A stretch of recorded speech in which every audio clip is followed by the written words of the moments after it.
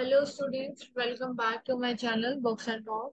तो मैं आप सबका अपने चैनल पे हार्दिक स्वागत करती हूँ एंड आई होप कि आपको ये वीडियो पसंद आए।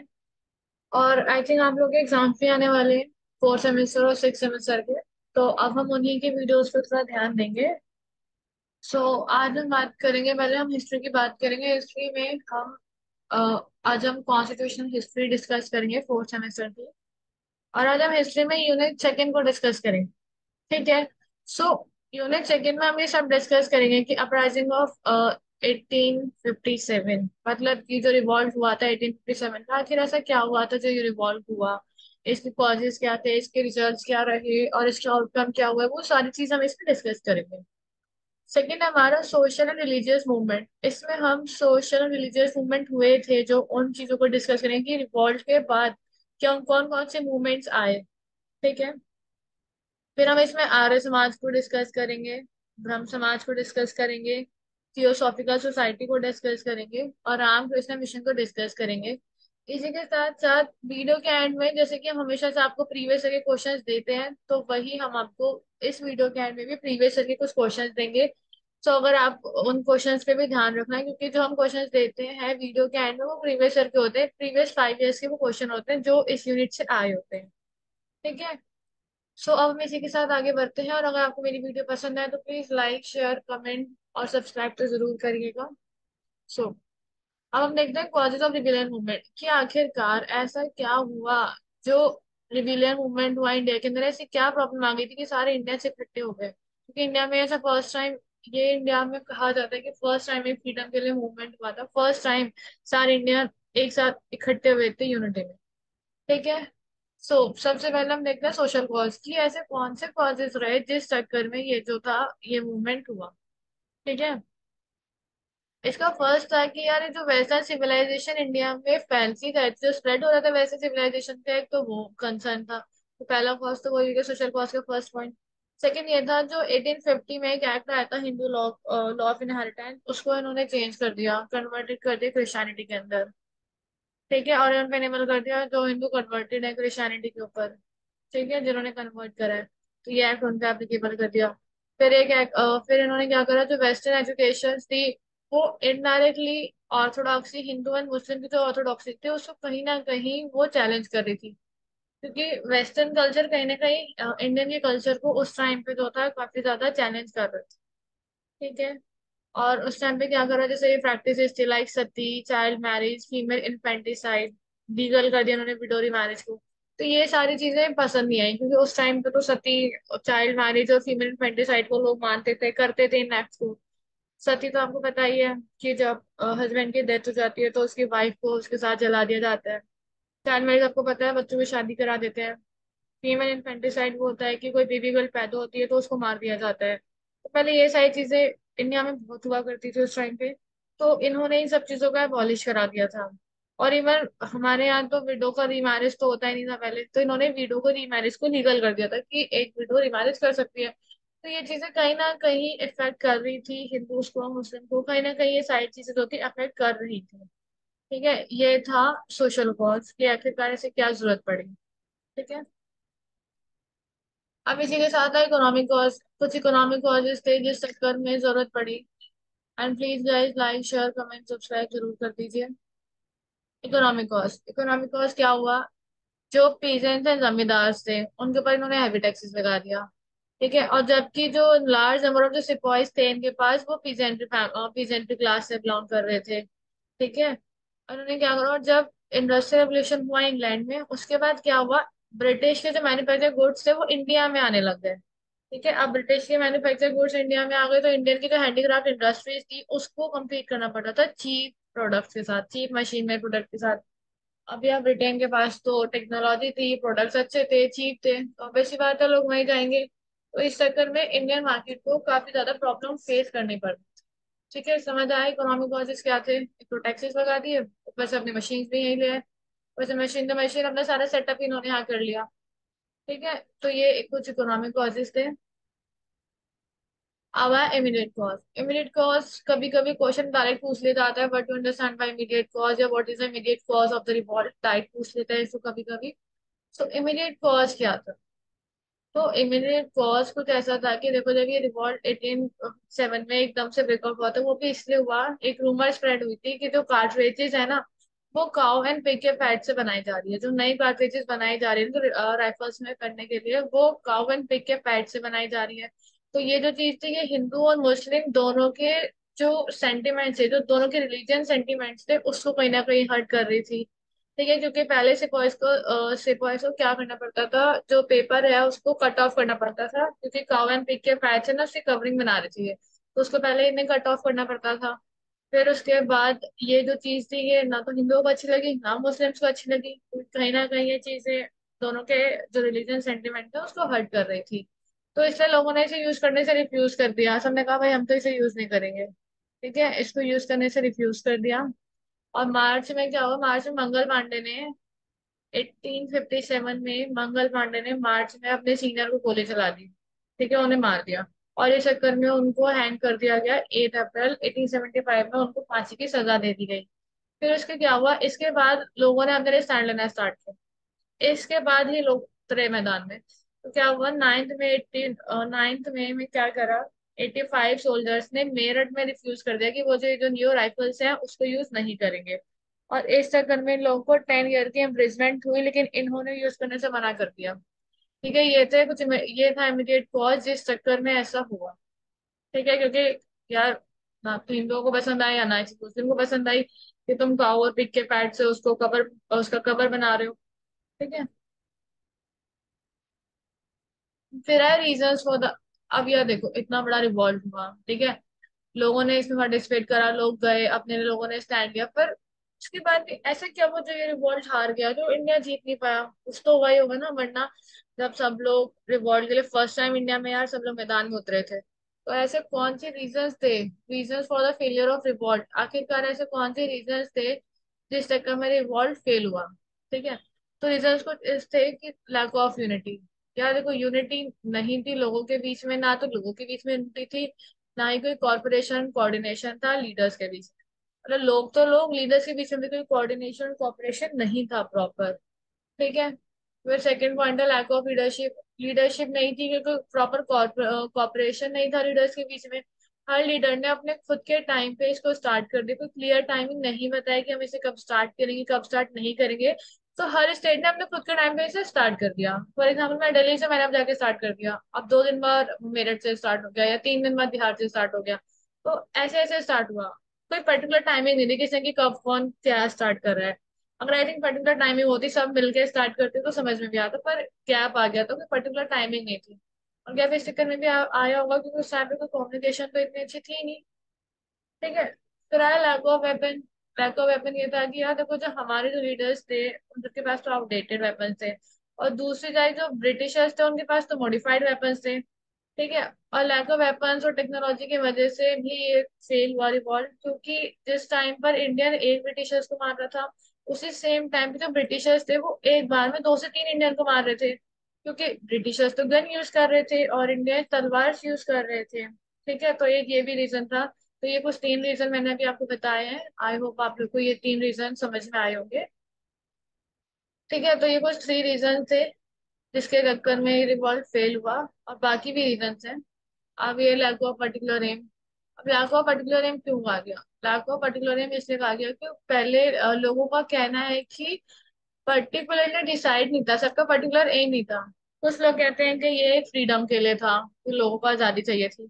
और कुछ लोगों का कहना है कि उस टाइम तक तो इंडिया में फ्रीडम का मतलब सही से नहीं पता था लोगों को, इस रिवॉल्ट के बाद ही लोगों को पता चला है। तो सबने इसके अलग अलग चीजों से रखा गया है, लेकिन बेसिकली ये एक फ्रीडम के लिए ही इसको माना जाता है कि ये फ्रीडम के लिए फर्स्ट टाइम रिवॉल्ट हुआ था। ठीक है, ये पहला ऐसा रिवॉल्ट माना जाता है, इंडिया में पहली बार ऐसा रिवॉल्ट हुआ था जब इंडियंस अपने फ्रीडम के लिए आगे आए थे। ठीक है, और लिमिटेड अपराइजिंग कुछ इस तरह थी कि यार ये पूरी तरह से वाइड स्प्रेड नहीं हुआ, सारी कंट्रीज में नहीं, मतलब पूरी कंट्री में नहीं गया। कुछ पार्ट ऐसे थे, लार्ज अमाउंट पे जो पार्ट थे वो अनअफेक्टेड थे, जैसे कि सिंध रीजन, डोब रीजन, राजपूताना, और काफी पार्ट्स पंजाब के, ये सारे जो पार्ट्स थे वो अनअफेक्टेड थे इन चीजों से। ठीक है, लैक ऑफ रिसोर्सेज या रिसोर्सेज की तो कमी थी, चाहे वो टर्म ऑफ मैन हो या मनी हो, क्योंकि इंडिया उस टाइम पे थोड़ा बैकवर्ड था। तो मैन एंड मनी दोनों की कमी थी, लेकिन दूसरे हाथ पे जो वो थे, जो ब्रिटिशर्स थे, लोग रिसीव कर रहे थे man money and arms India में। ठीक है, इनको तो ठीक ठाक चीजें मिल रही थी पर इंडियंस को नहीं मिल पाई। लैक ऑफ पार्टिसिपेशन ये हुआ कि यार जो एजुकेटेड मिडिल क्लास के लोग थे, जो रिच मर्चेंट्स थे, इवन जो जमींदार और ट्रेडर्स थे, तो ये लोग हेल्प कर रहे थे ब्रिटिश की कि इस रिवॉल्ट को सरप्राइज कराया जाए। ठीक है, ये लोग हेल्प कर रहे थे कि हाँ इस रिवॉल्ट को सरप्राइज कराया जाए, तो ये ब्रिटिशर्स की हेल्प कर रहे थे। समझ आया? रीजन समझ आए? कॉजेस, आई होप आप लोगों से कॉजेस समझ आएंगे कि क्या क्या कॉजेस थे। तो हमारे पास तीन कॉजेस हैं, that one social cause, economic cause, immediate cause. और ये फेल क्यों हुआ? फेल ये रीजन की वजह से हुआ। आई होप आपको ये चीजें समझ आई होंगी। अगर नहीं भी समझ आई तो आप कमेंट सेक्शन में बता सकते हैं, मैं आपको ये चीज दोबारा बता दूंगी, या फिर आपको कमेंट बॉक्स में चीज समझा दी जाएगी। अगर फिर भी नहीं समझ में आता है, सो अगर रिक्वायरमेंट पड़ती है तो एक जूम मीटिंग हम पर्सनली कर देंगे, जिसके अंदर आपके कॉन्सेप्ट क्लियर हो जाएंगे। अगर इनकेस नहीं होते हैं तो तो ये हमारे कुछ लीडर्स के नाम हैं, जैसे कि नाना साहिब कानपुर से, बेगम हजरत महल लखनऊ से, जनरल बख्त खान दिल्ली से। ये वो लीडर्स हैं जिन्होंने रिवॉल्ट को करा अपने अपने स्टेट्स में। खान बहादुर बरेली से, वीर कुंवर सिंह बिहार से, इनको द लान ऑफ बिहार भी कहा जाता है। रानी लक्ष्मीबाई झांसी से, रानी लक्ष्मीबाई को आप सब जानते होंगे। ठीक है, तो ये कुछ फेमस लीडर्स हैं जिन्होंने इस रिवॉल्ट को करा, जो ठीक है, इन लोगों ने अपने अपने एरियाज में इस रिवॉल्ट को करा। ये कुछ फेमस लीडर्स के नाम। अब रिवॉल्ट, यार एक तो रिवॉल्ट हो गया, हमें कॉजेस भी पता चल गए, लेकिन कहीं ना कहीं वो रिवॉल्ट फेल हो गया। तो अब रिवॉल्ट फेल हो गया तो उसके आउटकम्स क्या हुआ, उसका रिजल्ट क्या रहा? रिजल्ट, तो रिजल्ट ये रहा है कि कंपनी रूल का एंड हो गया। जो कंपनी रूल करी थी उसका एंड हो गया, क्योंकि ये काफी ग्रेट अपराइजिंग थी 1857 की, फर्स्ट टाइम इंडिया में ऐसा कुछ हुआ था। ग्रेट अपराइजिंग थी ये। अब डायरेक्ट रूल हो गया ब्रिटिश क्राउन का। अब डायरेक्ट रूल ब्रिटिश क्राउन का इस तरह से हो गया है कि यार इन्होंने अनाउंस करा, लॉर्ड कैनिंग ने अनाउंस करा दरबार में, इलाहाबाद में। इन्होंने एक प्रोक्लेमेशन इशू करी, उसमें क्वीन विक्टोरिया के नाम पे इन्होंने एक प्रोक्लेमेशन इशू करी 1 नवंबर 1858 में। ठीक है, इसके अंदर इन्होंने बोला कि जो इंडियन एडमिनिस्ट्रेशन है वो टेक ओवर कर लिया गया है क्वीन विक्टोरिया के द्वारा। ठीक है, और इसका मतलब यह है कि अब ब्रिटिश पार्लियामेंट इसमें इफेक्ट में रहेगा। ठीक है, और इंडियन ऑफिसेस क्रिएट कर दिए गए प्रॉपर गवर्नेंस और इंडिया का जो एडमिनिस्ट्रेशन है उसको हैंडल करने के लिए। ठीक है, सो बेसिकली क्या हुआ, ब्रिटिश का जो क्राउन था उसका डायरेक्ट रूल आ गया। लॉर्ड कैनिंग ने दरबार जो इलाहाबाद में थी उन्होंने इसमें प्रोक्लेम इशू कर दिया। उन्होंने कह दिया कि भाई क्वीन विक्टोरिया के नाम पे एक प्रोक्लेमेशन इशू करी इन्होंने 1 नवंबर 1858 में। और उसमें उन्होंने कह दिया कि जो इंडियन एडमिनिस्ट्रेशन है वो अब टेक ऑन ओवर कर लिया गया है क्वीन विक्टोरिया के द्वारा। और अब ब्रिटिश पार्लियामेंट इफेक्ट में आएगा, और जो इंडियन ऑफिस इसके अंदर क्रिएट करे गए इंडिया की प्रॉपर एडमिनिस्ट्रेशन के लिए, इसके अंदर इंडियन ऑफिस क्रिएट करे गए। ठीक है, कुछ रिजल्ट्स थे और कुछ एडमिनिस्ट्रेटिव चेंज भी आए।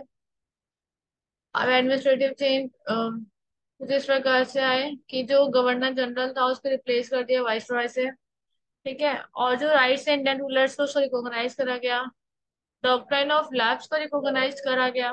ठीक है, और जो राइट टू,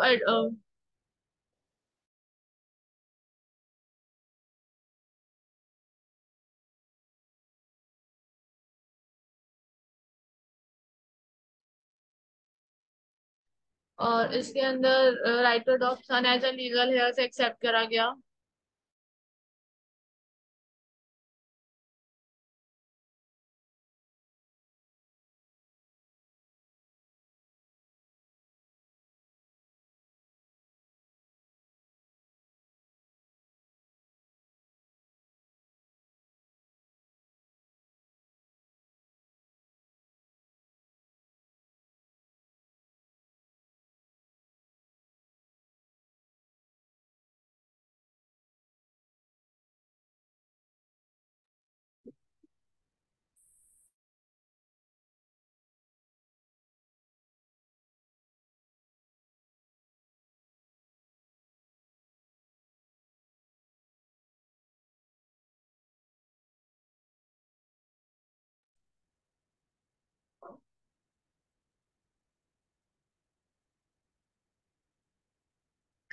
हाँ। सो क्या हुआ इसके अंदर, सॉरी फॉर द डिस्टरबेंस, इसके अंदर ये कुछ चेंजेस करे गए, एडमिनिस्ट्रेटिव चेंजेस किया है। इसके साथ साथ कुछ मिलिट्री रिकॉग्नाइजेशन करी गई। मिलिट्री रिकॉग्नाइजेशन कुछ ऐसे करी गई, जो ब्रिटिशर्स का जो रेशियो था ऑफिसर्स का, उसको तो रखा, पर जो इंडियन सोल्जर्स थे उनका रेशियो बढ़ा दिया गया। लेकिन फिर भी जो आर्मी रहेगी वो in hands of English man ही रहे। ठीक है, और जो डोमिनेंस था बंगाल आर्मी का उसको इन्होंने एंड कर दिया। ठीक है, तो ये कुछ चेंजेस आए थे। आई होप आपको ये चेंजेस समझ में आएंगे, ये कुछ चेंजेस आए थे उस टाइम। इसी के साथ है मुस्लिम, इसके साथ अब कुछ रिलीजियस मूवमेंट हुए थे। आई होप आपको वो चीज समझ आई होगी, आप लोगों को समझ में आया होगा रिवॉल्ट क्यों हुआ, उसके कॉजेस क्या थे, उसके फेल होने के रीजंस क्या थे, और उसका रिजल्ट क्या रहा। आई होप आपको ये टॉपिक अच्छे से समझ में आया होगा। अब हम बात करते हैं Muslim social religious movements in India. कुछ मूवमेंट्स हुए थे, मुस्लिम्स ने कुछ मूवमेंट करे थे इंडिया में मुस्लिम्स को अपग्रेड या अपवर्ड करने के लिए। पहला मूवमेंट था अलीगढ़ मूवमेंट, जो 1817 से 1898 में आया। ठीक है, ये सर सैयद अहमद खान ने इस मूवमेंट को स्टार्ट करा, ये एक मुगल फैमिली से बिलोंग करते थे। ओके, इन्होंने एज ब्रिटिश इंडियन कंपनी को as an judicial officer join करा था। पर रिवॉल्ट के बाद जो ब्रिटिश रूलर्स थे ना, उन्होंने मुस्लिम को as the real enemies and most dangerous revivals नाम रख दिया, और उनके अगेंस्ट डिस्क्रिमिनेशन करने लग गए। तो ऑब्वियसली बात है, ये चीज पसंद नहीं आई, तो ये चीज इन्हें भी नहीं पसंद आई। तो उन्हें इन्होंने एक मल्टी डायमेंशनल मूवमेंट स्टार्ट करा, जो political, social, economic and educational community के रिस्पेक्ट में इन्होंने स्टार्ट करा। ठीक है, और ये जो मूवमेंट है काफी इंपॉर्टेंट मूवमेंट है, क्योंकि इस मूवमेंट के अंदर इन्होंने एजुकेशन को स्प्रेड करा, इन्होंने सोशल रिफॉर्म्स करे मुस्लिम्स के अंदर। ठीक है, और ये मोमेंटम बेसिकली इस था कि यार जो वेस्टर्न एजुकेशन है with respect of Quran and Hadith, इसको प्रमोट करा जाए। और इन्होंने कहा कि और ये अवेयर थे उस चीज से कि यार जिस टाइम पे रिवॉल्ट हुआ था उस टाइम पे थाउजेंड ऑफ उलमा जो थे उनको हैंग करा गया था। और मुस्लिम एजुकेशनल इंस्टीट्यूशंस जो थे लाइक मकतबाज एंड मदरसा, उसको डिस्ट्रॉय कर दिया गया था ब्रिटिशर्स के द्वारा। तो ये लोग उस चीज से काफी ज्यादा अवेयर थे। तो अपने एजुकेशन को प्रमोट करने के लिए इन्होंने अपना एक एजुकेशन इंस्टीट्यूट खोला, जिसको कहा जाता है अलीगढ़ मुस्लिम यूनिवर्सिटी। ठीक है, समझ में आया ये मूवमेंट क्यों हुआ था। ये मूवमेंट इसलिए हुआ था ताकि उस टाइम पर जो इतनी सारी प्रॉब्लम्स हुई थी उसको ठीक करने के लिए और मुस्लिम्स में एजुकेशन को अपग्रेड करने के लिए मूवमेंट लाया गया था। फिर जो सेकेंड मूवमेंट आया था वो था हमारा, एक सेकेंड, सेकेंड मूवमेंट था हमारा वहाबाई मूवमेंट। तो ये क्या हुआ है, जो मूवमेंट था ये स्टार्ट करा गया लीडरशिप ऑफ शाह वली उल्लाह। शाह वली उल्लाह की लीडरशिप में इस मूवमेंट को स्टार्ट करा गया। इसको वली उल्लाह मूवमेंट भी कहा जाता है। ठीक है, और ये मूवमेंट इसलिए करा गया है ताकि वेस्टर्न एजुकेशन के अगेंस्ट में या उसके रिस्पॉन्स में इस मूवमेंट को स्टार्ट करा गया। ठीक है, ये वेस्टर्न एजुकेशन सपोर्ट नहीं करते थे।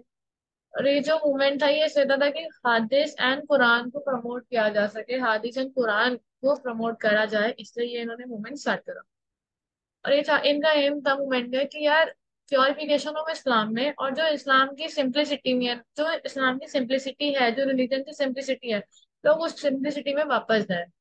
ठीक है, इंस्टेड ऑफ वेस्टर्न के साइड लोग अपने कुरान और हादिस के साइड जो पुरानी सिंप्लिसिटी है उसमें वापस जाए, इसलिए मूवमेंट स्टार्ट करा गया।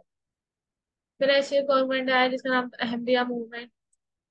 अहमदिया मूवमेंट मिर्जा गुलाम अहमद ने स्टार्ट करा। ठीक है, ये इसलिए स्टार्ट करा गया ताकि जो कुरेशियन मिशनरीज है उसको डिफेंड करा जा सके। ठीक है, ये जो मूवमेंट था ये लिबरल प्रिंसिपल पे बेस्ड था, जैसे कि हमारा ब्रह्म समाज था। अब ब्रह्म समाज क्या है ये हम आगे डिस्कस करेंगे, पर ब्रह्म समाज भी लिबरल प्रिंसिपल्स पे है। इसलिए ब्रह्म समाज आइडल वर्शिप को प्रमोट करता है। ठीक है, तो ऐसे ही इन्होंने कुछ लिबरल प्रिंसिपल्स पे अहमदिया मूवमेंट को बनाया। पर ये जो मूवमेंट था ये भी अगेंस्ट था वेस्टर्न एजुकेशन के और वेस्टर्न कल्चर के अगेंस्ट था। ये भी यही चाहते थे कि हादिस एंड कुरान बेस्ड एजुकेशन को प्रमोट करा जाए, ना कि वेस्टर्न और या फिर वेस्टर्न एजुकेशन या वेस्टर्न कल्चर को। और ऐसा कहा जाता है कि उन्होंने फतवा स्टार्ट करा था, मतलब फतवा स्टार्ट करा था सैयद अहमद खान के अगेंस्ट। वो भी शायद इसलिए करा गया था क्योंकि वो वेस्टर्न एजुकेशन को सपोर्ट करते थे। ठीक है, फिर एक और मूवमेंट आया था देवबंद स्कूल। तो जो देवबंद स्कूल था वो हमारा 18 से 19th सेंचुरी में आया। ये मूवमेंट हमारा दारुल उलूम ने स्टार्ट करा था। ये मूवमेंट जो मुस्लिम ऑर्थोडॉक्स से अगेंस्ट में स्टार्ट करा गया था। ये चाहते थे कि जो उलमा है जो उनको रियल एसेंस ऑफ लाइफ बताया जाए।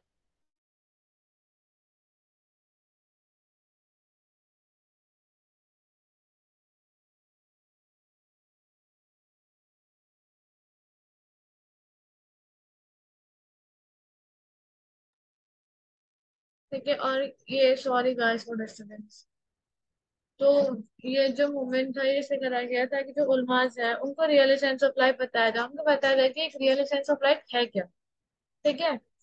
और ये जो इसमें बताया गया कि बेसिस ऑफ कुरान एंड हदीस के बेस पर इन्होंने मूवमेंट स्टार्ट करा। इन्होंने कहा कि जो उलमाज है उनको रियल सेंस ऑफ लाइफ बताई जाए। ये बेसिस बेस्ड एजुकेशन प्रमोट करते थे, कुरान एंड हदीस बेस्ड एजुकेशन ही प्रमोट करते थे। और ये प्रीच करते थे जिहाद अगेंस्ट फॉरेन रूल्स। ठीक है। और इन्होंने एक स्कूल स्टैब्लिश करा यूपी में, जिसको आज के नाम पे दयाबंद स्कूल है, जो आज है यूपी में है, सहारनपुर डिस्ट्रिक्ट। ठीक है। तो आई होप आपको ये चीज समझ में आई हो। अगर नहीं समझ में आई हो, कोई डाउट हो, तो आप कमेंट सेक्शन में बता सकते हैं। I will clear your doubt. अब अच्छा, तो हमारे चार मूवमेंट आई हूँ आपको समझ में आएंगे। तो हमारा मूवमेंट था जो फर्स्ट था सैयद अहमद खान ने स्टार्ट करा था। सेकेंड मूवमेंट था हमारा इसका वलीउल्लाह मूवमेंट था। थर्ड था हमारा अहमदिया मूवमेंट। और फोर्थ था हमारा दयाबंद। तो आई होप आपको ये चीजें समझ में आई होंगी।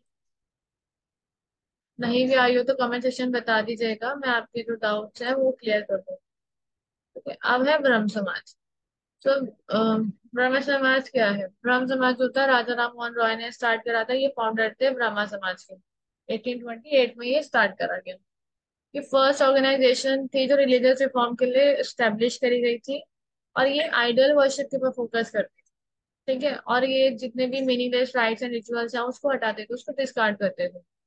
ठीक है। इवन जो ब्रह्मो समाज था इसका इन्फ्लुएंस काफी ज्यादा था। ब्रह्मो समाज की जो ब्रांचेस थी वो ओपन हुई थी डिफरेंट पार्ट ऑफ कंट्री, मतलब हमारी कंट्री के डिफरेंट डिफरेंट पार्ट्स में ब्रह्मो समाज के जो ऑफिसेस थे वो ओपन हुए थे। ठीक है। देवेंद्रनाथ टैगोर एंड केशव चंद्र सेन, इन्होंने ब्रह्म समाज का मैसेज स्प्रेड करा था। इवन केशव चंद्र सेन ने ट्रैवल करा था मद्रास एंड बॉम्बे में इसका मैसेज स्प्रेड करने के लिए। ठीक है। लेकिन अनफॉर्चुनेटली 1866 में जो ब्रह्मो समाज था वो टू पार्ट्स में डिवाइड हो गया। ठीक है। 1866 में ब्रह्मो समाज टू पार्ट में डिवाइड हो गया। तो एक तो था हमारा ओरिजिनल ब्रह्मो समाज, एक था हमारा आर्टिफिशियल ब्रह्मो समाज। और एक ओरिजिनल ब्रह्मो समाज को हम कहते हैं आदि ब्रह्मो समाज। आर्टिफिशियल ब्रह्मो समाज को हम कहते हैं ब्रह्मो समाज ऑफ इंडिया।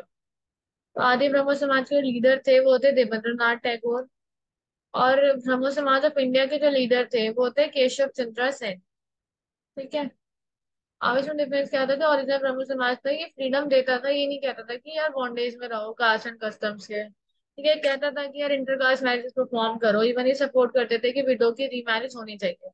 और ये अपोज थे पर्दा सिस्टम के, या फिर जो कास्ट डिवीजन था उस चीज के अपोज थे ये। तो इनके जो लीडर थे वो थे देवेंद्रनाथ टैगोर। ठीक है। और इसको हम आदि ब्रह्म समाज के नाम से जानते हैं। और आर्टिफिशियल ब्रह्म समाज में एक था, इसके लीडर थे केशव चंद्र सेन। ये पूरा फोकस करते थे वेस्टर्न कल्चर को अडॉप्ट करने में। ठीक है।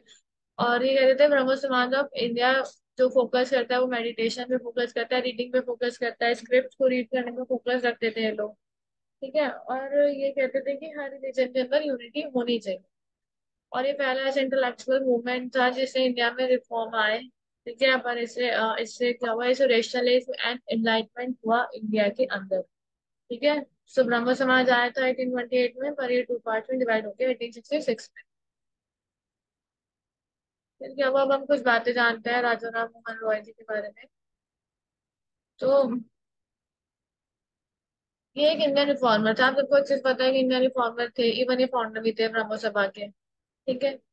और इन ये सोशल रिलीजियस रिफॉर्मर के नाम से जाना जाते थे क्योंकि इन्होंने इंडियन सब कॉन्टिनेंट में काफी रिफॉर्म्स करे।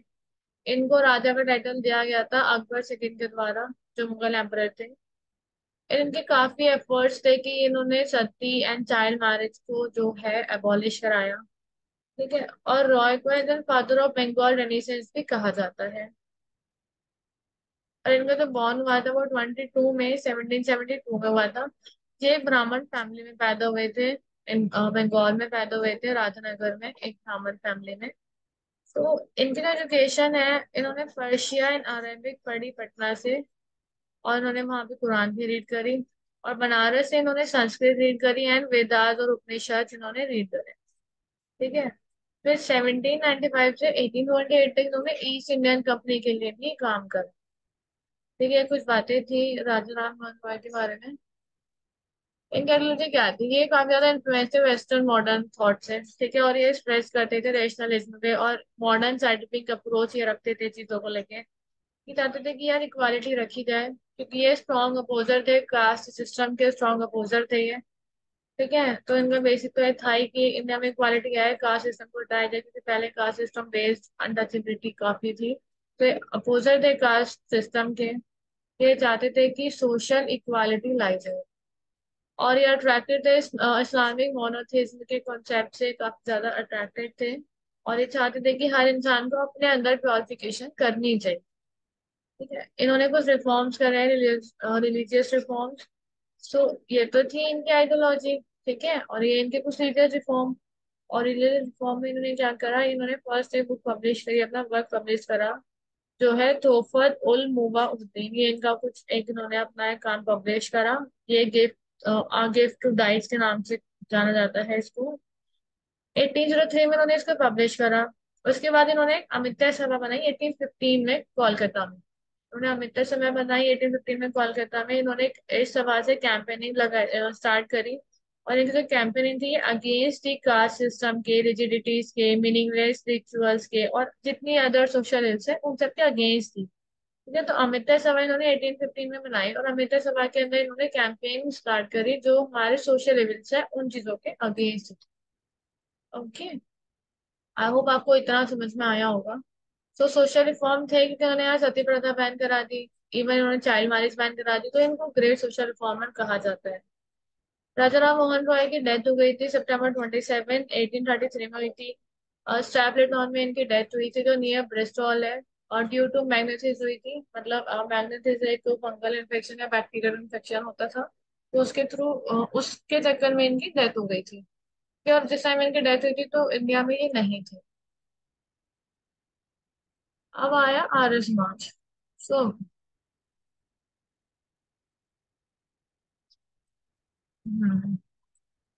आर्य समाज। आर्य समाज की संस्कृत है, इसको सोसाइटी ऑफ नॉबल्स के नाम से भी जाना जाता है। ठीक है, ये एक वाइब्रेरियस रिफॉर्म मूवमेंट था। ये हिंदूज के लिए था, हिंदुइज्म में था। 1875 में आया था बॉम्बे में। दयानंद सरस्वती जी इसको लेकर आए थे। ठीक है, दयानंद सरस्वती जी ने इसको फाउंड करा था 1875 में, आर्य समाज को। ठीक है, इनका मोटो जो था वो था कृण्वांतो विश्वम आर्यम। ये इनका मोटो था। ये रीस्टैब्लिश करना चाहते थे वेदास की टीचिंग को, और इन्होंने 60 बुक्स भी पब्लिश करी अपनी। ठीक है, उनमें से एक इम्पोर्टेंट बुक जो इनकी बताई जाती है वो है सत्यरथ प्रकाश, लाइट ऑफ ट्रुथ। ठीक है, इन्होंने अपने 60 बुक्स पब्लिश करी। और इन्होंने ये फाउंड करा आर्य समाज 1875 में। तो ये कुछ प्रिंसिपल्स हैं आर्य समाज के। एग्जाम्स में एक बार डायरेक्ट क्वेश्चन आया था प्रिंसिपल्स ऑफ आर्य समाज। ठीक है, तो आर्य समाज के प्रिंसिपल क्या आते हैं कि यार ये फोकस करते थे कि गॉड जो है ना वो एफिशिएंट है। ठीक है, सारी नॉलेज वो एफिशिएंट है, गॉड एफिशिएंट है। ठीक है, और गॉड एग्जिस्टेंट है, इंटेलिजेंट है, ब्लिसफुल है, और वो फ्रेमलेस है, ओमनी प्रेजेंट है, मतलब हर जगह प्रेजेंट है, ओमनीशिएंट है। ठीक है, जस्ट मेरे से फुल है, ओमनीशिएंट, उनको सारी नॉलेज है। जस्ट मेरे से फुल दयालु है वो, कभी पैदा नहीं हुए, ना ही वो कभी मर सकते हैं, ना ही वो चेंज हो सकते हैं। तो ये कुछ बातें थी जो आर्य समाज ने कही गॉड के लिए। ठीक है, आर्य समाज बेसिकली हिंदूज के लिए बनाया गया था। और ये चाहते थे कि जो वेदास और स्क्रिप्चर्स हैं वो ट्रू लर्निंग देते हैं। वेदास और स्क्रिप्चर्स जो है वो ट्रू लर्निंग और नॉलेज देते हैं। ठीक है, और उन्होंने कहा जो एक्ट है वो परफॉर्म होना चाहिए धर्मा के अकॉर्डिंग, और इसके बाद सोचो कि यार वो सही है या गलत है। कि एक्ट धर्मा के अकॉर्डिंग होना चाहिए। और इनका प्राइम ऑब्जेक्टिव ये था कि आर्य समाज जो था वो ये कहता था कि दूसरों के साथ अच्छा करो दुनिया में। ठीक है, और फिजिकल स्पिरिचुअल और सोशल गुड को प्रमोट करो। ये चाहते थे कि यार दूसरों के साथ अच्छा करा जाए, और फिजिकल स्पिरिचुअल सोशल गुड को प्रमोट करा जाए। और इनका कंडक्ट ये रहता था कि यार बाय लव से, राइटनेस और जस्टिस से अपना कंडक्ट करो दूसरों के प्रति। ठीक है, मतलब हेट फीलिंग से या गलत मत करो, या फिर अनजस्ट मत करो। तो ये चाहते थे कि दूसरों के लिए अच्छे से काम करो, प्यार से करो, सही तरीके से करो। ठीक है, और ये चाहते थे कि लोग अविद्या को डिसपेल करें, मतलब कि जो इग्नोरेंस होती है उसको डिसपेल करें, उसको अवॉइड करें, उसे हटा दें, जबकि नॉलेज को प्रमोट करें। ठीक है। और ये चाहता था कि, और ये चाहते थे कि एक जो पर्सन है वो प्रमोट करे गुड को सबके लिए, एंड फॉलो करे रूल्स को जो सोसाइटी को प्रमोट करे और सोसाइटी की वेलबींग के लिए, ताकि सबकी वेलबींग हो सके। तो ये बेसिकली इनके, अगर आप देखो, अगर जो भी आपने नोटिस करा होगा, तो इनके फीचर ज्यादातर अच्छे को लेके थे।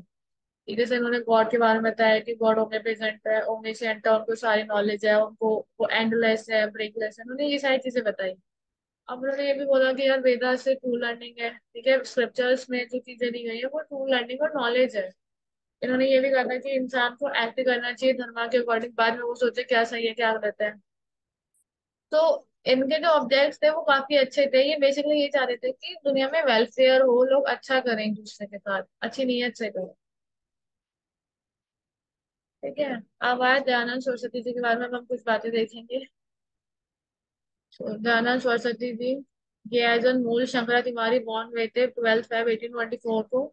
इनका नेम मूल था बिकॉज ये मूल नक्षत्र में पैदा हुए थे। इनके जो फादर थे वो थे करसांजी लालजी कपाडी। ठीक है। और इनकी मदर थी यशा बाऊ।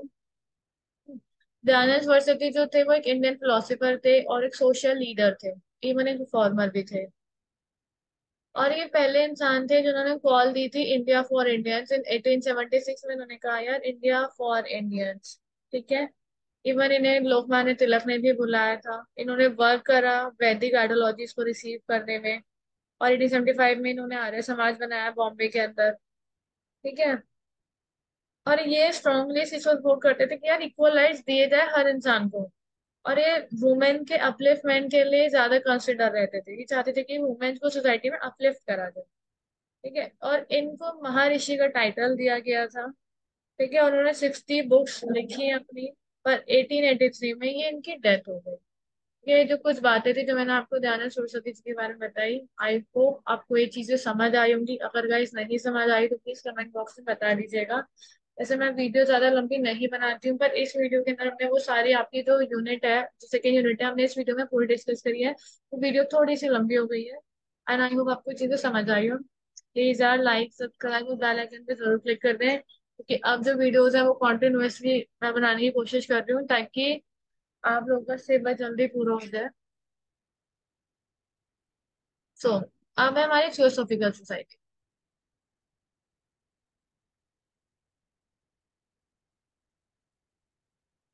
थियोसॉफिकल सोसाइटी, ये जो थियोसॉफिकल सोसाइटी है बालवास्किय एंड कॉलकोट ने स्टैब्लिश की थी 1875 में, न्यूयॉर्क में स्टैब्लिश हुई थी। ठीक है। और ये थियोसॉफी जो था ये ग्रीक वर्ड थियोसोफिया से बन के आया था, जिसका मतलब था गॉड्स विजडम।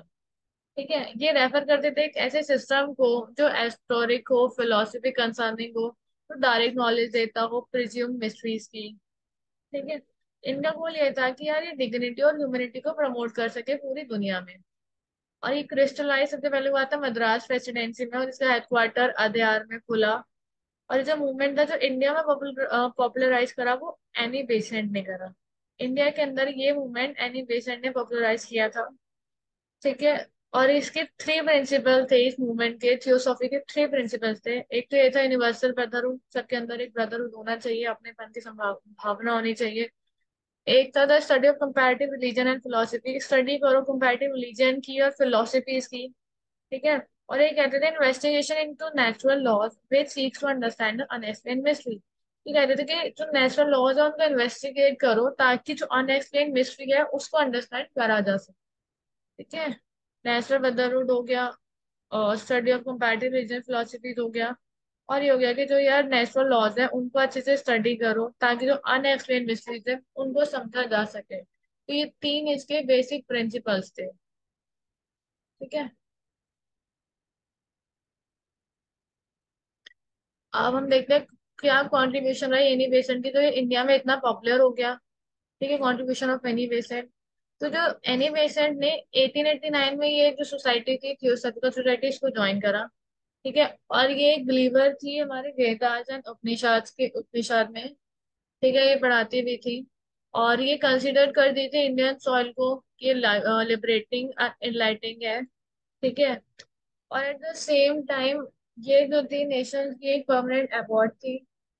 और ये एक प्रोटेस्टर थी जो एबल सोसाइटी में, जो इंडियन सोसाइटी में जो एबल्स थे, ये उसकी एक प्रोटेस्टर थी। जैसे कि चाइल्ड मैरिज हो गया, ये इसकी एक प्रोटेस्टर थी। और इनका अटेम्प्ट था कि यार ये चाहती थी कि जो एजुकेशन है ना वो डोर स्टेप तक लोगों तक पहुंचे, सब लोगों को एजुकेशन मिले। तो उन्होंने बनारस सेंट्रल स्कूल जो है स्टैब्लिश करा, जो आज के टाइम पे जिसे हम बनारस हिंदू यूनिवर्सिटी के नाम से जानते हैं। ठीक है। इन्होंने एक होम रूल लीग स्टार्ट की 1916 में, होम रूल लीग स्टार्ट करी। और उसमें इन्होंने जो है, इन्होंने अपने 2 जर्नल भी पब्लिश करे थे, the new India and common weal. इनके 2 जर्नल थे जो इन्होंने स्टैब्लिश करे। और जो थियोसॉफिकल मूवमेंट था ना, उनकी अपील ज्यादातर इंटेलिजेंसिया में थी, मतलब जो इंटेलिजेंट लोग थे उन सब में थी। उसके बाद मैसेज में भी आई। ठीक है। तो ये एक मार्क बना 19th सेंचुरी में, तब ये पॉपुलर हुआ। ठीक है। तो जब एनिमेशन इस मूवमेंट को इंडिया में लाए, तब ये पॉपुलर हुआ इंडिया के अंदर। समझ आया? आई होप आपको समझ आया होगा। तो अब बात आई इनिवेशन थे, थी कौन। सो इनिवेशन जो थी वो 1 नवंबर 1847 में बॉर्न हुई थी। ये ब्रिटिश सोशलिस्ट थी, थियोसॉफिस्ट थी, और एक वुमेन्स थी। वुमेन्स के राइट एक्टिविस्ट थी, मतलब कि वुमेन्स के अधिकारों के लिए लड़ती थी, उनके लिए स्टैंड लेती थी। ये एक राइटर थी और पॉलिटिकल पार्टी मेंबर भी थी। इन्होंने 300 बुक्स अपनी पब्लिश करी है। ठीक है। उन्होंने अपने पैम्पलेट भी बनाए हैं। और ये फाउंडर भी थे हमारे बनारस हिंदू यूनिवर्सिटी की, मतलब कि जो बनारस हिंदू यूनिवर्सिटी और उसका क्रेडिट इनको ही जाता है। और वो इन्वॉल्व थे जो यूनियन एक्शंस होते थे, चाहे ब्लडी संडे हो या डेमोन्स्ट्रेशन हो या फिर लंदन मैच गर्ल्स स्ट्राइक हो। जितनी भी चीजें होती थी ये सब में इंक्लूड होती थी। ठीक है। और इंडिया में इन्होंने आईएनसी को ज्वाइन करा 1907 में। इंडिया में इन्होंने आईएनसी को ज्वाइन करा, मतलब इंडियन नेशनल कांग्रेस को इन्होंने ज्वाइन करा। और ये प्रेसिडेंट बने थियोसॉफिकल सोसाइटी के, कुछ टाइम बाद ये थियोसॉफिकल सोसाइटी के प्रेसिडेंट बन गए। ये इन्होंने हेल्प करी इंडिया में कि होम रूल लीग में इन्होंने कैंपेन चलाई ताकि इंडिया को डेमोक्रेसी मिल सके। ठीक है। और इसी चक्कर में ये इंडियन के प्रेसिडेंट बनी, 1970 में इंडिया के प्रेसिडेंट भी बनी। पर इनकी डेथ हो गई 20 सितंबर 1933 में, इनकी डेथ हो गई। पर जो इनकी नेशनैलिटी थी वो इनकी ब्रिटिश नेशनैलिटी थी। ठीक है। अब हम बात करते हैं रामकृष्ण मिशन की।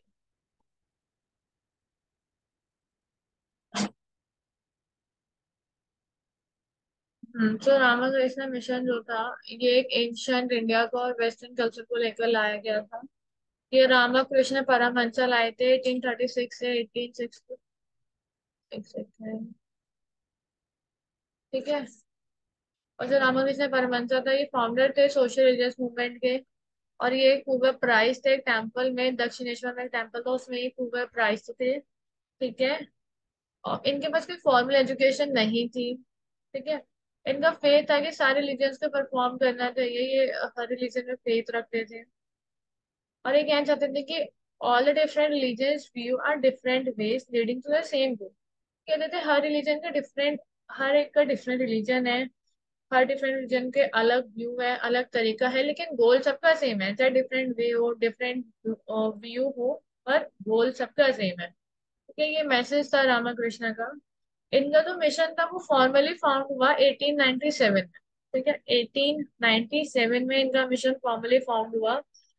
वो भी परमहंसा के जो डिसिपल थे, नरेंद्र नाथ दत्ता। नरेंद्र नाथ दत्ता परमहंसा के डिसिपल थे।